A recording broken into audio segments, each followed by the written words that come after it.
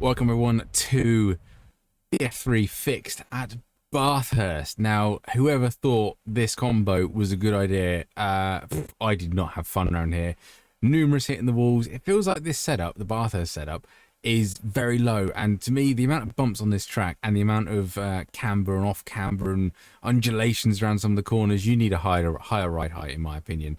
But anyway, we did do a lap, and also don't forget the jump. The F3 doesn't go over it particularly well. You kind of hit the rear, as you can see here, the big wang at the back keeps the rear tires down, so you just kind of hit it with the rear of your car. But it's always fun to do. Make sure your force feedback is turned off for this, because it can hurt.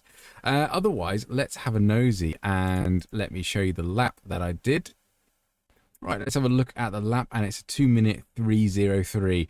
I was quite often in the low 2-minute era, you know, sort of, yeah, there, 2-minute 3, and I did a 2-minute 3:09 around here.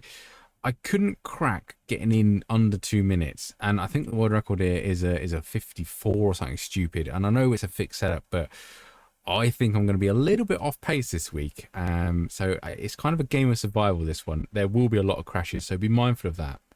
Let me show you the info tab. Track temp, nice and toasty, 107 Fahrenheit. That might explain why we had no grip out there. Track usage, 45%, which is moderate. If you have high usage, more grip, low usage, less grip. With the temperature degree, it will be above my head for you. And you can see there, we're running the Bathurst setup, so that's pretty golden. Brake bias, I tried two. Normally I'd keep it at 55%. I tried 53 and it was okay. And then I tried it at 57 and it was a little bit twitchy in my opinion. So just try and mess around with the brake bias. Try and not spin out is the idea of that game. There was a few, particularly last corner, heavy braking zone downhill. I felt like I was locking the rear axle, so that's why I had a change of the two. But the fastest lap was set with 53 brake bar, so I'll just mention that. Already showing you the lap, so above my head there'll be two screens. One will be my Discord, where the OLAP, BLAP, telemetry and replay file will be. Also in there is a little Google Docs thing that I made up to show you what track guides are coming up when in the season, or this season we're doing it.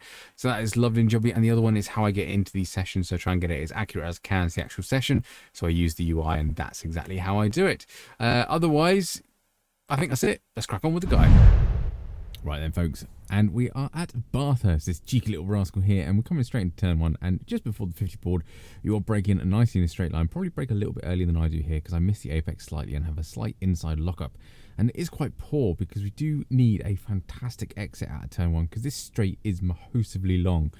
This is at 300 speed, and it still takes a while to get down here, so bear that in mind for the actual race. Get a good exit out of turn one, should benefit you. 50-meter board, you are going to need to brake before this on cold tires. Be very cautious. Get into the apex, because the corner is slightly cambered, so that does help you, but don't hit the curb. It is huge because it unsettles the car, and the curve on exit as well. Try not to straddle it, because it will bottom out the car, so be warned about that. Coming to this little cheeky rascal, so you want to brake just at the apex and brake very gradually, very, very carefully in a straight line the best you can. Second gear, this is the cutting now, and we want to cut it as close as we can to that inside wall to get the best exit to start the uphill battle. Miss the curve here. I've found there's a horrible bump. You can just see it about there. If you cut it a bit close to the wall, then it's a bigger bump, so be mindful of that.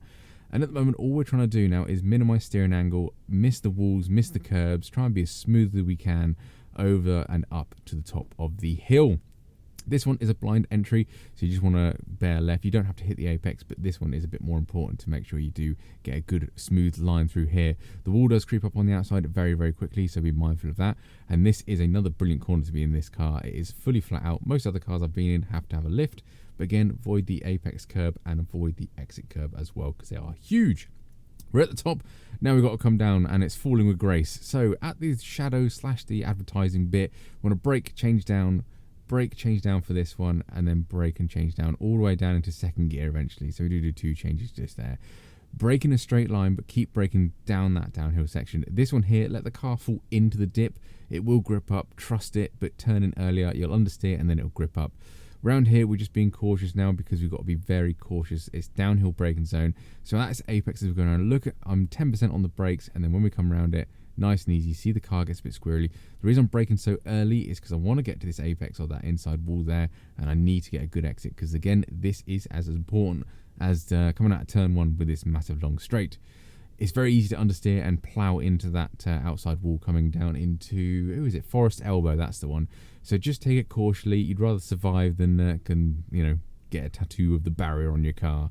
100-meter mark, we are standing on the brakes nice and heavily here, down into third gear. Missed the apex curve because it unsettles the car, but be careful of the apex of the second part here. It does come out and meet you quite abruptly, so we'll take some practice, and it is blinding this car because it's so low. Coming down to the final corner now, and this one is by far one of the easiest on the track, to be honest. So about a 75-meter point or 75 board. There isn't one, so just board 50. Second gear, again, avoid the apex.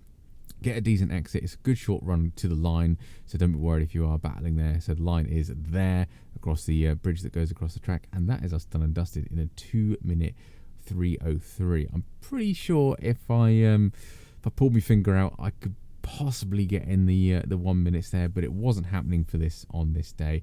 As I say, there was a mistake on turn 1, and there was a mistake coming down the mountain as well. So yeah, game of survival this week, so enjoy yourselves, stay safe. It's going to be carnage. There's really only 2 or 3 places to overtake, and it's not on the mountain, put it that way. So survive the mountain, get a good slipstream down into the last corners, and you should be golden. Thank you very much for watching. Catch you on the next one.